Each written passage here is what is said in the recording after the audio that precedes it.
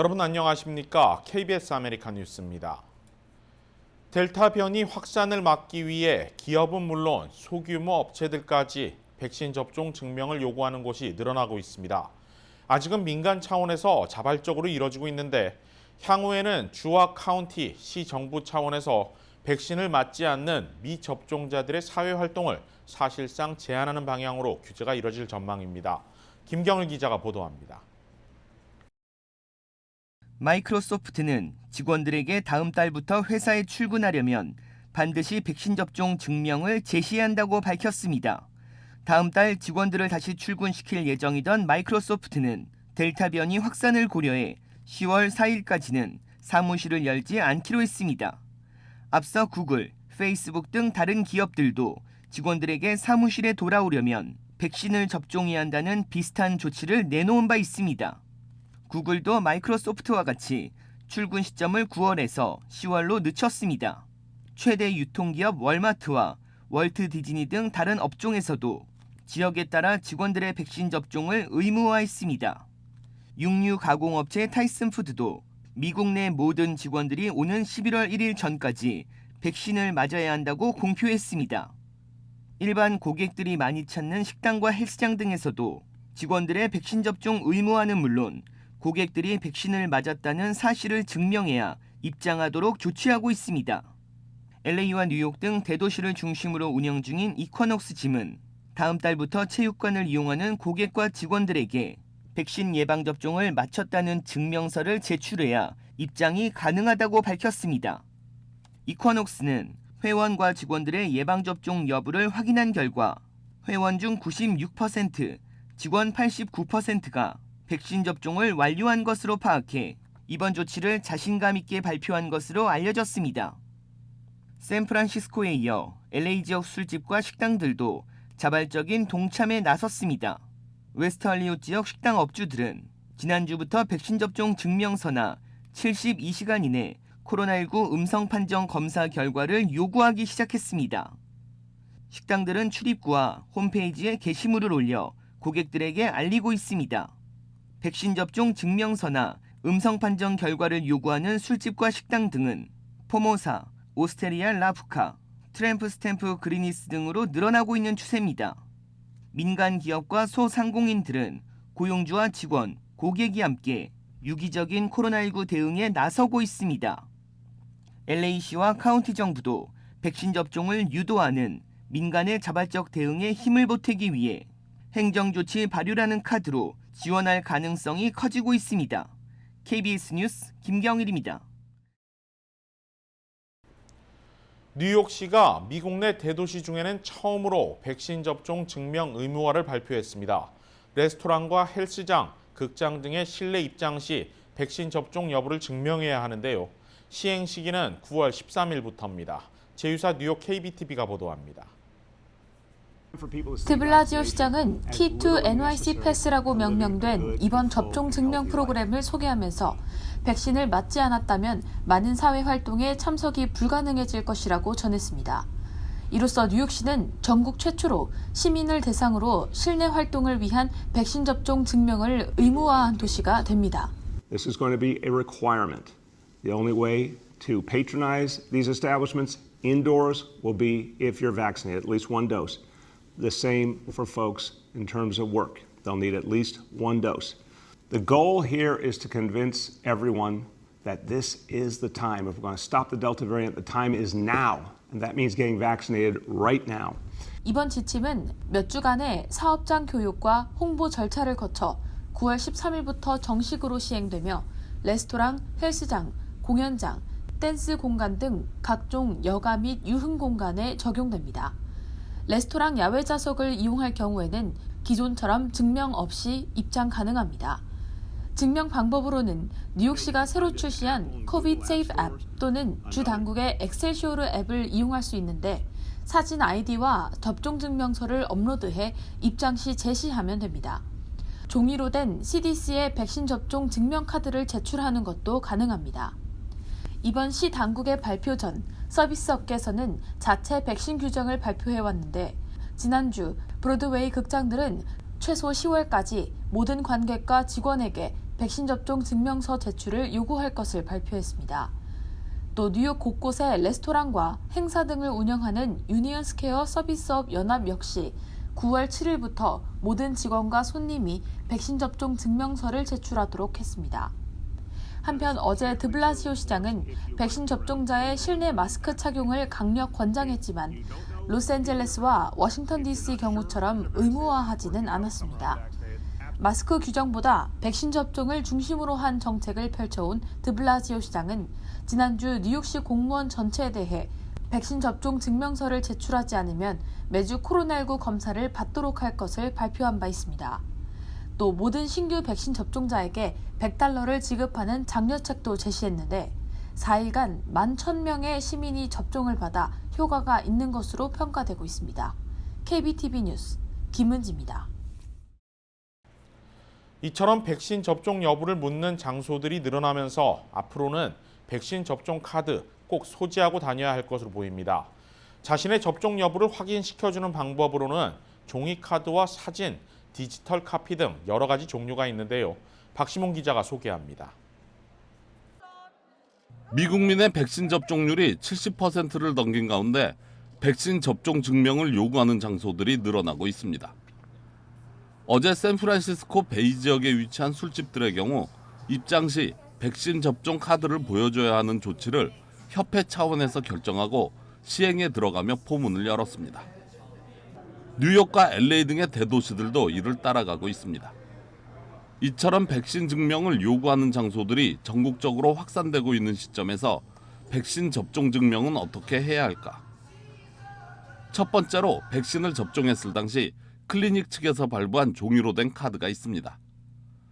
백신 접종을 증명해야 할 경우 이 종이 카드를 보여주는 것이 가장 보편화된 방식입니다. 만약 종이 카드의 분실을 염려해 집에 놔두고 다닐 경우 종이 카드를 전화기로 사진 찍어 보관하는 것도 방법 중에 하나입니다. 이번에는 또 다른 방법 중 하나인 디지털 카피에 대해 알아보겠습니다. 백신을 접종했을 당시 관련 기관에서 보내준 이메일이 있습니다. 이메일을 열어 다운로드 페이션 레코드를 클릭합니다. 다음 페이지에서 자신의 이메일 주소를 확인합니다. 확인을 누르면 본인의 이메일 주소로 패스코드가 전달됩니다. 패스코드를 입력하고 다운로드 버튼을 누르면 자신의 백신 접종 기록을 보관할 수 있습니다. 이 밖에도 스마트폰에 있는 디지털 월렛을 이용하는 경우도 적지 않습니다. 백신 접종 여부를 증명해야 하는 상황이 점차적으로 늘어나고 있는 가운데 앞으로 백신 여건이 완전히 자리 잡기 전까지는 접종 카드를 소지하고 다녀야 하는 것은 일상의 한 부분으로 자리 잡게 될 것으로 보입니다. 특히 국내외 여행 시에는 물론이고 크고 작은 행사들을 비롯해 인파가 몰리는 곳이면 어디든지 필요한 제2의 신분증이 될 것으로 보입니다. 한편 캐나다에서는 어제 항공편을 이용해 입국하던 2명이 가짜 백신 카드를 제출했다가 들통이 나 $20,000의 벌금을 책정받는 사례가 생겨났습니다. 또 지난 5월에는 캘리포니아의 한 주점에서 가짜 백신 카드를 판매하다 적발된 케이스도 있었습니다. 이처럼 백신 접종 카드의 중요성이 대두되면서 미국 내 각 도시들의 식당과 주점을 비롯해 놀이공원과 극장, 경기장 등 인파가 몰리는 장소들은 앞다퉈 출입에 제한을 하고 있습니다. KBS 뉴스 박시몬입니다. 델타 변이로 인한 코로나19 확산이 계속 이뤄지고 있지만 정부 차원에서 다시 봉쇄 조치를 꺼내기엔 부담이 적지 않습니다. 그런데 현재의 상황이 지난해와는 다르고 실제로 재봉쇄까지는 가지 않아도 된다는 분석이 설득력을 얻고 있습니다. 인구 1,000만 명인 LA 카운티의 오늘 1일 확진자 수는 2,293명. 아직 주말 직계분이 다 반영되지 않았음을 감안하면 1일 확진자 수는 3,000명을 상회하는 것으로 분석됩니다. 한국의 경우 1일 확진자 수가 1,200명대에서 다시 1,700명 선까지 올라왔습니다. 그렇다 해도 인구 대비 확산 규모로 봤을 때 LA 카운티가 몇 배나 더 심각합니다.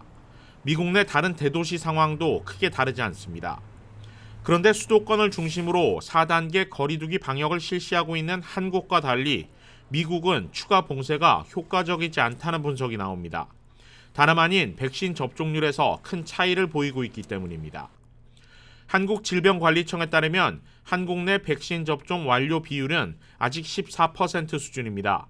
델타 변이가 미접종자들을 중심으로 확산되는 것을 감안하면 이미 모든 인구의 절반 이상이 백신을 접종한 미국은 거리 두기가 아닌 미접종자들의 백신 접종을 끌어올리는 것만으로도 델타 변이 대응이 가능하다는 것입니다.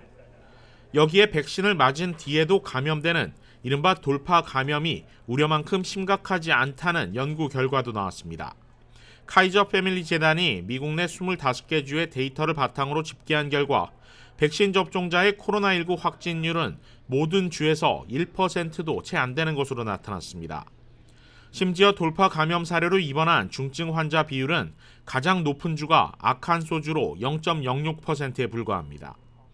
따라서 백신만 접종하면 충분히 대응이 가능한 만큼 다시 모든 사람들을 가두기보다는 미접종자들의 백신 접종을 서두르는 정책이 훨씬 더 효과적이라는 분석이 지배적입니다. 다만 변수는 있습니다. 아직 5천만 명에 달하는 12세 미만 어린이들의 경우 백신 접종이 불가능하고 백신 접종자라 할지라도 바이러스를 옮길 수 있다는 점, 이를 통해 또 다른 변이가 계속해서 생겨날 경우 돌파 감염 사례 역시 증가할 수밖에 없을 것이라는 게 미국 내 보건방역 전문가들의 견해입니다. 최소 7명에 달하는 전현직 여성 보좌관들로부터 성추행 가해자로 지목된 앤드류 쿠오모 뉴욕 주지사의 의혹이 사실로 확인됐다는 수사 결과가 나왔습니다. 레티샤 제임스 뉴욕주 검찰총장은 오늘 쿠오모 주지사가 전현직 보좌관을 성추행하고 추행 사실을 공개한 직원에 대해 보복 조처를 했다는 내용의 보고서를 공개했습니다. 지난 3월 특검을 임명해 4개월에 걸쳐 쿠오모 주지사의 성추행 의혹을 조사한 제임스 총장은 기자회견에서 전현직 보좌관에 대한 쿠오모 주지사의 성추행은 연방법과 뉴욕주법 위반이라고 밝혔습니다. The independent investigation found that Governor Cuomo sexually harassed multiple women, many of whom were young women, by engaging in unwanted groping, kisses, hugging, and by making inappropriate comments. 다만 뉴욕주 검찰은 현재 성추행 사건에 대한 민사소송이 진행 중임을 들어 쿠오모 주지사에 대한 형사 기소는 하지 않는다고 밝혔습니다. 쿠오모 주지사는 즉시 화상을 통해 자신의 입장을 밝혔습니다. 검찰의 발표는 전혀 사실이 아니며 자신의 언행은 과거 성폭력 피해 사실을 알린 보좌관을 돕기 위한 목적이었는데 사실이 왜곡됐다고 주장했습니다. 그러면서 정작 피해를 입은 당사자에게는 사과를 하는 궁색한 모습을 보이기도 했습니다. Charlotte, I want you to know that I am truly and deeply sorry. I brought my personal experience into the workplace, and I shouldn't have done that. I was trying to help. Obviously, I didn't. I am even more sorry that I further complicated the situation. My goal was the exact opposite. 쿠오모 주지사는 검찰의 공정성에 문제를 제기했고 모든 법적 대응을 통해 결백을 밝히겠다는 입장이지만 상황은 불리하게 돌아가고 있습니다. 같은 민주당 소속인 뉴욕주 출신 연방 하원 의원들은 물론 이제 바이든 대통령마저 등을 돌렸습니다. 그동안 신중한 입장이었던 바이든 대통령은 검찰 조사 결과가 나온 직후 쿠오모 주지사가 사임해야 한다는 입장을 밝히고 사임하지 않을 경우 주의회가 탄핵을 결정할 수 있다고 말하며 압박했습니다. 사임하지 않으면 탄핵당할 가능성이 높아진 3선의 거물급 정치인의 정치 생명은 이제 끊어질 기로에 놓였습니다. 다음 달 14일 치러지는 게빈 뉴섬 캘리포니아 주지사의 소환 선거를 앞두고 실시된 여론조사에서 소환 찬성 반대 응답자 비율이 오차 범인의 박빙을 보이고 있습니다. 에머슨 칼리지와 인사이드 캘리포니아 폴리틱스가 오늘 공개한 유권자 1000명을 대상으로 실시한 여론조사 결과 게빈 뉴섬 주지사의 소환에 찬성하는 응답자 비율은 46%를 기록했습니다. 지난달 22일 실시한 같은 여론조사 때보다 찬성 비율이 3% 더 올라갔습니다. 반면 그대로 주지사직을 유지해야 한다고 답한 응답자는 48%를 기록했습니다. 이번 여론조사의 오차 범위는 플러스 마이너스 3%로 찬성과 반대가 오차 범인의 박빙 양상을 보이고 있습니다. 아직 소환 선거에서 어디에 투표할지 정하지 못했다고 응답한 사람의 비율은 6%입니다. 사실상 이 부동표의 움직임에 따라 뉴섬 주지사의 정치적 운명이 판가름 날 전망입니다. 한편 개빈 뉴섬 주지사 퇴출 시 자녀 임기직을 소화할 대체 후보로 누굴 선호하냐는 질문에는 예상 밖의 후보가 깜짝 부상했습니다. 공화당 소속으로 라디오 진행자이자 작가, 다큐멘터리 제작자인 레리 엘더가 23%의 지지율을 얻어 유력한 후보로 떠올랐습니다. 엘더의 지지율은 지난달 실시된 여론조사 때보다 7%가 더 올라간 것입니다. 반면 유력한 대체 후보로 거론됐던 공화당의 존 칵스 후보는 7%의 지지율을 얻는 데 그쳤고 트랜스젠더 올림피안으로 화제를 모았던 케이틀린 제너도 같은 지지율에 그쳤습니다. 하지만 이번 여론조사 역시 아직 대체 후보를 정하지 못했다고 답한 응답자가 전체 40%에 달하고 있어 주지사 퇴출 여부와 대체 후보 모두 아직까지는 향방은 알 수 없는 상황입니다. 한인 가정상담소가 자녀와의 소통에 어려움을 겪는 한인 학부모들을 대상으로 세미나를 개최합니다. 유쾌한 심리 컨설팅이라는 제목으로 열리는 이번 세미나는 소아정신과 전문의인 수잔정 박사가 다양한 임상 경험을 바탕으로 자녀들의 심리적 불안과 문제를 놓고 부모들에게 다양한 조언을 건넬 예정입니다. 세미나는 소아청소년 불안증과 기분장애, 부모님들을 위한 소통과 지원 등을 주제로 8월 한 달간 모두 4차례에 걸쳐 진행됩니다. 세미나는 누구나 참석할 수 있으며 온라인 줌 미팅으로 무료 진행됩니다. 한미은행이 지난 5월 출시한 카카오 프렌즈 데비카드 발급을 확대한다고 밝혔습니다. 한미은행은 오늘 보도자료를 통해 은행 이용객들이 온라인 또는 체킹 상품 종류에 상관없이 카카오 프렌즈 데비카드를 받을 수 있게 됐다고 밝혔습니다. 당초 홈페이지를 통해 카카오 프렌즈 체킹 계좌를 여는 경우에만 발급되던 것을 개인 체킹 계좌 개설까지 확대한 것으로 한미은행은 기존 개인 계좌를 갖고 있는 이용객도 지점을 방문하면 별도의 수수료 없이 무료로 카드를 교체할 수 있다고 밝혔습니다. 계좌를 오픈한 신규 이용객은 데비카드를 우편으로 받게 되며 올 연말까지 카드 구매액의 1%를 캐시백 형태로 매달 최대 $50까지 돌려받을 수 있습니다. KBS 아메리칸 뉴스는 시청자들의 의견을 소중히 생각합니다.